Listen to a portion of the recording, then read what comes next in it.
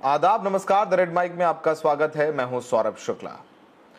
वक्फ कानून को लेकर के चुनौती दी गई तमाम याचिकाओं पर सुप्रीम कोर्ट में गुरुवार को सुनवाई हुई। ये चौथी सुनवाई थी और सबकी नजरें हाल ही में शपथ ग्रहण किए हुए मुख्य न्यायाधीश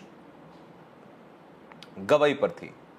गवई और जस्टिस मसीह की बेंच ने सुनवाई करी और आपको पता है कि पिछली सुनवाई में जस्टिस संजीव खन्ना ने, chief justice of India Sanjeev Khanna ने उस वक्त ये कहा था कि अब चूंकि वो रिटायर हो रहे हैं तो बेंच है वो बदलेगी और गवई साहब सुनेंगे, इसलिए इसमें वो जो अंतरिम राहत दी गई थी all India Muslim personal law board और उन तमाम लोगों को जिन्हें वक्फ कानून से तकलीफ थी या वक्फ कानून से आपत्ति थी, उनको वो जारी रहेगी।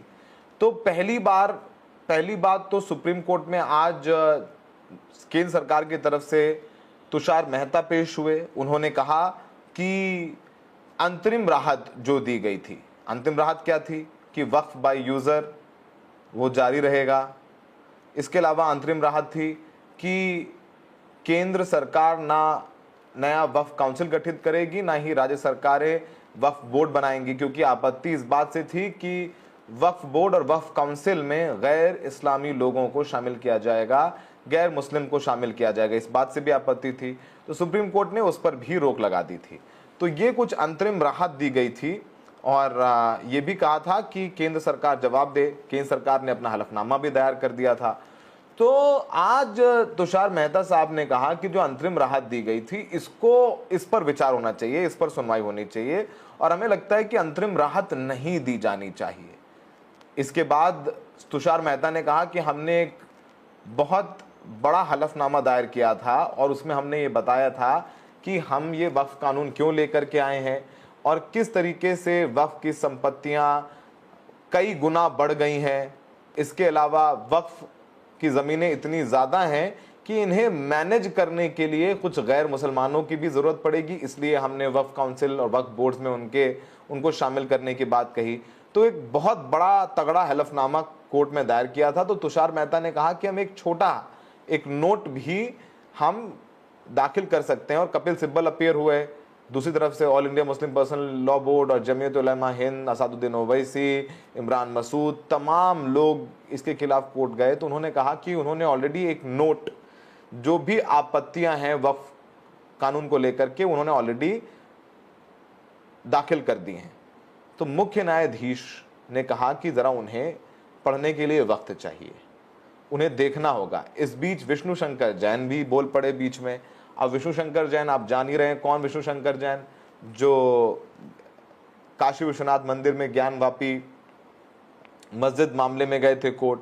वही विष्णु शंकर जैन जो संभल मस्जिद मामले में गए थे कि वहाँ हरिहर मंदिर है, जिनकी याचिका पर सर्वे हुआ। वही विष्णु शंकर जैन ने कहा कि जो अंतरिम राहत दिया है आपने मुस्लिम पक्ष को, इसको ख़त्म कर दिया जाए। कोर्ट ने कहा कि ज़्यादा आप उत्तेजित ना हो, कोर्ट सुनवाई करेगा और कोर्ट 20 मई की अगली तारीख मुकर्रर की गई है और 20 मई तक जो मौजूदा राहत मिली है all India Muslim personal law board और जमीयत उलमा हिंद को, वो अंतरिम राहत जारी रहेगी। यानी नए वक्फ बोर्ड, नए वक्फ काउंसिल नहीं बनाए जाएंगे और वक्फ बाय यूज़र का प्रावधान भी जारी रहेगा। आपको बताएं कि 3 बड़ी बातें कोर्ट ने कही थी कि वक्फ बोर्ड पर केंद्र के जवाब तक वक्फ की संपत्ति की स्थिति नहीं बदलेगी। जो वक्फ है उस पर कोई नया आदेश नहीं दिया जाएगा। वक्फ की संपत्ति वक्फ के इस्तेमाल में है तो इस्तेमाल में रहेगा। कोर्ट से वक्फ की घोषित संपत्ति डी नोटिफाई नहीं होगी, वो वक्फ बाय यूज़र हो या वक्फ बाय डीड, यानी वक्फ बाय यूज़र और वक्फ बाय डीड जारी रहेगी। कोर्ट कोई फैसला नहीं देगा कि वक्फ प्रॉपर्टी है या नहीं है, क्योंकि अब तो कोर्ट तक मामला जाएगा, पहले भी जाता था। वक्फ बोर्ड और केंद्रीय वक्फ परिषद में कोई नई नियुक्तियां नहीं होंगी। अब केंद्र ने इस पूरे मामले में 25 अप्रैल को हलफनामा दाखिल किया था। उसमें कहा था कि कानून पूरी तरीके से संवैधानिक है, ये संसद से पास हुआ, इसलिए इस पर रोक नहीं लगाई जा सकती है। 1332 पेज का हलफनामा कोर्ट में केंद्र सरकार ने दाखिल किया था और उन्होंने कहा कि 2013 के बाद वक्फ की संपत्तियों में 20 लाख एकड़ से ज़्यादा का इजाफा हुआ है।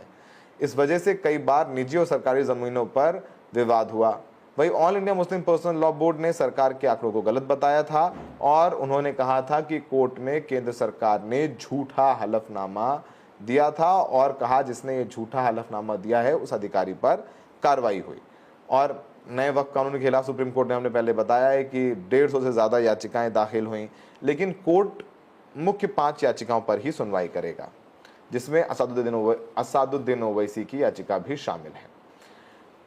कोर्ट लोकसभा में 288 और राज्यसभा में 128 सांसदों के समर्थन से ये लागू हुआ था।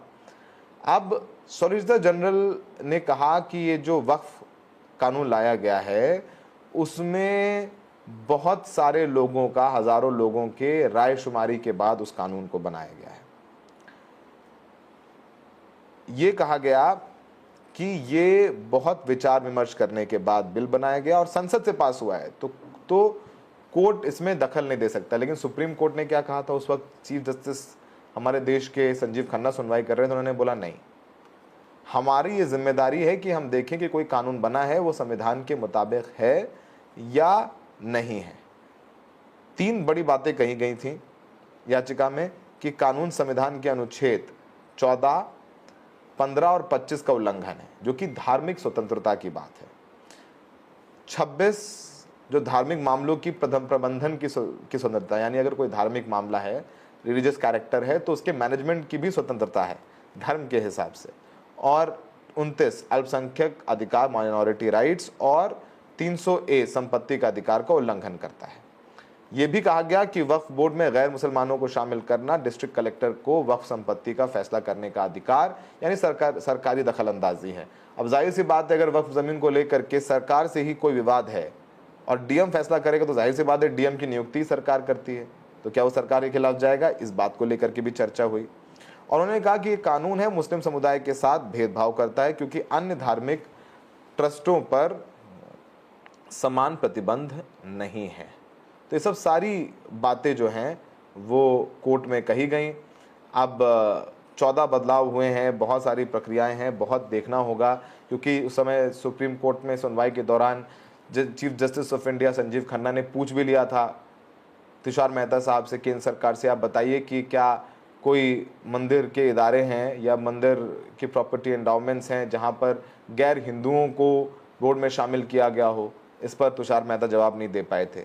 लेकिन जो वक्फ बोर्ड, जो नए वक्फ कानून है, इसको लेकर जब फैसला दिया था संजीव खन्ना ने, तो बहुत विरोध भी झेलना पड़ा था। यहाँ तक कि निशिकांत दुबे जो बीजेपी के सांसद हैं, उन्होंने ये तक कह दिया था कि अगर देश में गृह युद्ध होता है तो उसके लिए मुख्य न्यायाधीश संजीव खन्ना जिम्मेदार होंगे। तमाम तरीके की बातें हुई। किसी ने कहा कि सुप्रीम कोर्ट नहीं, ये शरिया कोर्ट बन गया है। ये सब सारी बातें कही गई है। देखिए, वक्फ बोर्ड की प्रॉपर्टी पर नियंत्रण होता है, कहा गया सीएजी या ऑडिटर इसका ऑडिट करेंगे। राज्य सरकार प्रॉपर्टीज के सर्वे के लिए सर्वे कमिश्नर की जगह जिला कलेक्टर नियुक्त होगा, यानी जिला कलेक्टर के पास, डिस्ट्रिक्ट मजिस्ट्रेट के पास बहुत शक्तियां आ जाएंगी। बोर्ड को अपनी प्रॉपर्टी जिला कलेक्टर के ऑफिस में रजिस्टर करानी होगी। कलेक्टर किसी वक्त प्रॉपर्टी को सरकारी संपत्ति मानता है तो उसे राजस्व रिकॉर्ड में बदलाव करवाकर राज्य सरकार को इसकी रिपोर्ट देनी होगी।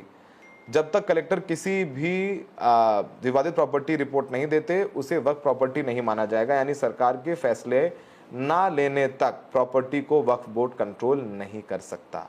बिना कागजात के कोई संपत्ति वक्फ नहीं मानी जाएगी। मसलन मस्जिदें वक्फनामे के बिना भी वक्फ की संपत्तियां होती थी, अब ऐसा नहीं होगा। यानी अगर किसी ने बोल दिया कि भाई मैं वक्फ में ज़मीन दे रहा हूँ, वक्फ का इस्तेमाल हो रहा है, मस्जिद बनी है, ईदगाह बनी है, मदरसा चल रहा है, और उस पर अगर अब कोई जा करके अपना दावा ठोक देता है तो उसकी शिनाख्त होगी, जिला कलेक्टर तय करेगा और फैसला होगा। तो ये नहीं, अगर कोई वक्फ बाय यूजर ज़मीन है तो वो नहीं। लेकिन इस पर सुप्रीम कोर्ट ने तमाम चीज़ों पर स्टे कर दिया है। काफ़ी हिंसा भी हुई थी, माहौल भी ख़राब हुआ। अब देखना है कि सुप्रीम कोर्ट 20 तारीख को क्या फैसला लेता है।